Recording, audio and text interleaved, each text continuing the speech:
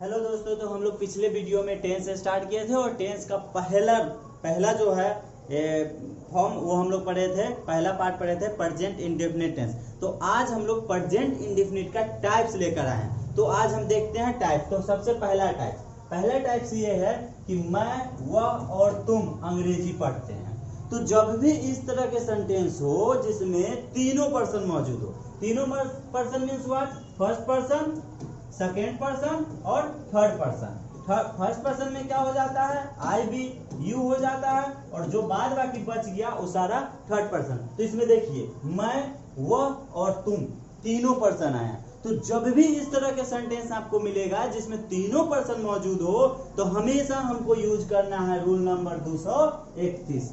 Rule number 231 means what, means two यानी second person, three यानी third person और first यानी कि फर्स्ट पर्सन। तो इसका ट्रांसलेशन बनेगा सबसे पहले सेकेंड पर्सन, तो हमारा हो जाएगा यू। उसके बाद क्या हो जाएगा थर्ड पर्सन, तो वह है तो ही, यू ही, और है तो एंड, और मैं का हो जाएगा आई। और पढ़ते हैं तो रीड, क्या पढ़ते हैं, इंग्लिश। तो इसका ट्रांसलेशन बनकर तैयार है, you he and I read English. तो अभी आपको आराम से समझ में आ गया होगा, इसमें ऐसा कोई भी दिक्कत नहीं हुआ होगा। जब भी तीनों पर्सन एक ही सेंटेंस में मौजूद हो तो हम रूल नंबर कौन सा अप्लाई करेंगे, 231। तो चलिए और दूसरा कुछ इस तरह के हम लोग ट्रांसलेशन देखते हैं। अब मान लीजिए कि मैं, तुम और राधा गीत गाते हैं, तो इसका ट्रांसलेशन भी सेम बनेगा। ये हमारा हो गया फर्स्ट पर्सन, ये हो गया सेकेंड पर्सन और ये हो गया थर्ड पर्सन। तो 231 लगाना है, रूल नंबर 231। यानी सबसे पहले हम लेंगे यू, फिर ले लेंगे हम राधा, और फिर हम ले लेंगे फर्स्ट पर्सन यानी कि आई। और जब हम जानते हैं कि एक से ज्यादा यानी कि प्लूरल अगर हमारा सब्जेक्ट हो तो फिर हम क्या करते हैं, वर्ब वन लगाते हैं। तो गीत गाती है तो सिंग अ सॉन्ग। तो आराम से अब हम 2-3 दे देते हैं, आप आराम से बनाकर और कमेंट बॉक्स में बताइएगा कि किस तरह से उसका बनेगा। तो कुछ सेंटेंसेस यहाँ पे है जिसका आप लोग ट्रांसलेशन बनाइए। वह, तुम और मैं कलम खरीदते हैं। राधा, मैं और तुम लोग क्रिकेट खेलते हैं। तुम, मैं और गोपाल बाजार चलते हैं। तो आप लोग तब तक बनाइए, तब तक हम आगे दूसरा टाइप बताते हैं। अब दूसरा टाइप फिर हम लोग का आ गया है, वह, मैं और तुम पाप करते हैं। तो हम जानते हैं, आप लोग फिर से वही रूल अप्लाई कीजिएगा, वही नियम लगाइएगा कि ये है थर्ड पर्सन, ये है फर्स्ट पर्सन और ये है सेकेंड पर्सन। यानी कि इसमें तीनों पर्सन आ रहा है। लेकिन अब ये ट्रांसलेशन उस रूल से नहीं बनेगा। क्यों?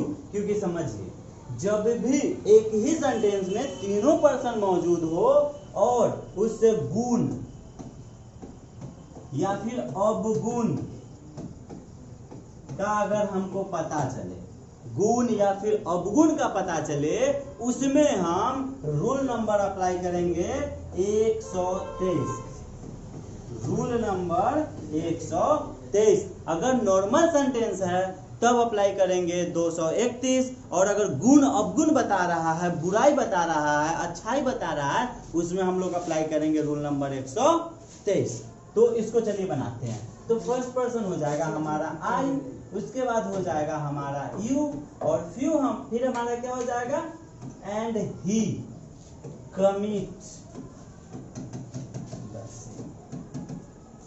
ये हमारा हो गया ट्रांसलेशन। बताइए समझ में आया या नहीं? जब हम लोग गुण, अवगुण, अच्छाई, बुराई की अगर बात करते हैं तो हमें रूल नंबर अप्लाई करना है 123। और अगर नॉर्मल सा सेंटेंस हो जिसमें तीनों पर्सन मौजूद हो तो हम लोगों को अप्लाई करना है 231। तो हमें लगता है कि आप लोगों को ये भी समझ में आ गया। तो आगे हम इसी तरह का फिर सेंटेंस दिए हैं कुछ जो आप लोगों को बनाना है। वह, तुम और मैं धूम्रपान करते हैं। ये क्या है, गुण है, बुराई है। अवगुण है ना, ये शराब पीना, ये भी क्या है, अवगुण है। चोरी करना ये क्या है, ये भी अवगुण है। तो ये हुआ आपका टाइप 2। चलिए तब तक आप इसको बनाइए, तब तक हम टाइप 3 आप लोगों को बताते हैं। तो हम लोगों ने 2 टाइप पढ़ लिया है। तीसरा टाइप क्या है कि वह दिन भर पढ़ता रहता है। तो देखिए इसका रूल क्या है, इसका रूल कहता है कि जब कोई क्रिया, इसका रूल कह रहा है कि जब कोई क्रिया आदतवश,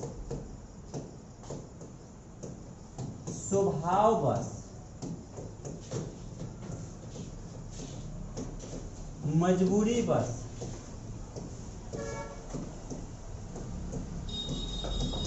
लगातार जारी रहे, या तो आपको आदत हो गया है, या आपकी मजबूरी है, या आपका स्वभाव ही हो गया है, तो हम लोगों को कौन सा रूल अप्लाई करना है, तो उसके लिए ये स्ट्रक्चर है, सब्जेक्ट प्लस गो ऑन और कीप ऑन प्लस वर्ब में आईएनजी और ऑब्जेक्ट, और उसके बाद अगर अदर वर्ड आता है तो फिर हमको अदर वर्ड डाल देना है।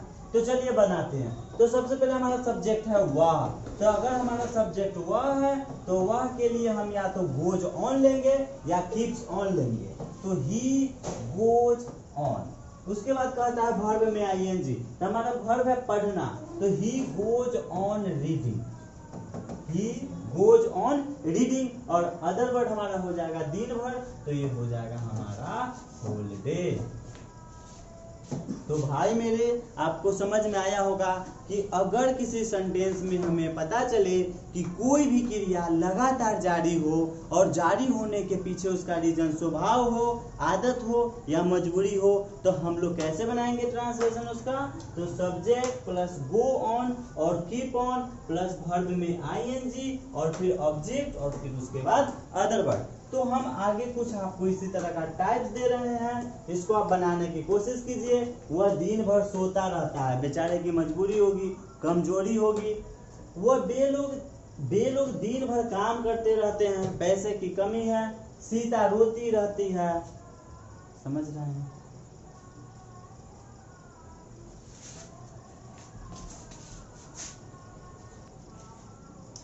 अब हम लोग का है आज का लास्ट, लेकिन ये अंतिम नहीं है। टोटल इस तरह से हम लोग 20 से 25 टाइप्स पढ़ेंगे, टोटल 20 से 25। ये आज हम लोग का लास्ट है, चौथा टाइप्स है। चौथा टाइप्स क्या है कि वह दिन भर पढ़ता ही रहता है, वह दिन भर पढ़ता ही रहता है। याद कीजिए वहां पे दिन भर पढ़ता रहता है, वहां मजबूरी था, स्वभाव था या फिर उसका आदत था। लेकिन यहाँ पे क्या हो रहा है कि क्रिया लगातार जारी है, इसके अलावा और दूसरा कोई काम हो ही नहीं रहा है और दूसरा कोई काम होने का कोई संभावना भी नहीं है। और जब इस तरह का सेंटेंस हो तो हम लोगों को क्या करना है, do does plus nothing but का प्रयोग करना है। क्या चीज करना है, डू डज का प्रयोग करना है और नथिंग बट का प्रयोग करना है। डू और डज में से कोई एक और नथिंग बट का प्रयोग करना है। कब, जब कोई क्रिया लगातार जारी रहे, कोई क्रिया प्रेजेंट इंडेफिनिट टेंस में लगातार जारी रहे और उसके अलावा किसी और क्रिया के होने की कोई भी संभावना न हो। तो चलिए बनाते हैं। सबसे पहले सब्जेक्ट है, तो सब्जेक्ट हमारा हो जाएगा ही। डू और डज, तो ही के साथ लगता है डज। अब किसके साथ डू लगता है और किसके साथ डज लगता है, अगर ये आपको नहीं पता है तो आप इसके जस्ट पीछे वाला वीडियो जाकर एक बार देख लीजिए। आपको बहुत अच्छे से एक्सप्लेन किया गया है कि हम सब्जेक्ट कैसे पहचानेंगे, वर्ब कैसे पहचानेंगे और ऑब्जेक्ट कैसे पहचानेंगे, किसके साथ डू लगाएंगे, किसके साथ डज लगाएंगे, किसके साथ वर्ब 1 लगेगा और किसके साथ वर्ब 5 लगेगा। तो हम लगाएंगे ही डज और उसके बाद दिया हुआ है नथिंग बट, तो हम लोग यूज करेंगे ही डज नथिंग बट। और वर्ब 1 का प्रयोग करेंगे तो पढ़ना हमारा है, तो ही डज नथिंग बट रीड, और दिन भर का हमारा हो जाएगा होल डे। क्या हो जाएगा भाई मेरे, होल डे। तो इसका ट्रांसलेशन बन गया he does nothing but read whole day. कोई दिक्कत, अगर दिक्कत है तो आप बताइए और नहीं तो फिर बनाइए। आगे आप लोगों को 3 ट्रांसलेशन दिया हुआ है। तुम दिन भर भटकते ही रहते हो, वह लिखता ही रहता है, राधा और श्याम दिन भर नाचते ही रहते हैं। तो ये हम लोगों का था चौथा और आज का अंतिम। और अभी रुकिए, अभी बचा हुआ है, आप लोगों के लिए लेकर आए हैं हम एक बहुत ही शानदार मौका। आगे एक क्वेश्चन है, अगर उसका आप जवाब दे दिए तो मेरे तरफ से आप लोगों को मिलेगा पूरे 10,000 रुपया। तो आपको बताना यह है कि इसमें से लाल कौन है, लाल कौन है, ऊपर वाला है, लाल क्या है, ऊपर वाला है या नीचे वाला। अगर आप बता दिए तो आपको मिलेंगे पूरे 10,000। तो कमेंट कीजिए और आके ले जाइए 10,000। तब तक के लिए पढ़ते रहिए और फिर हम आप लोगों के लिए कल एक नया वीडियो लेकर आएंगे जिसमें इसी प्रकार के कुछ और टाइप्स बताएंगे। तब तक के लिए बाय बाय।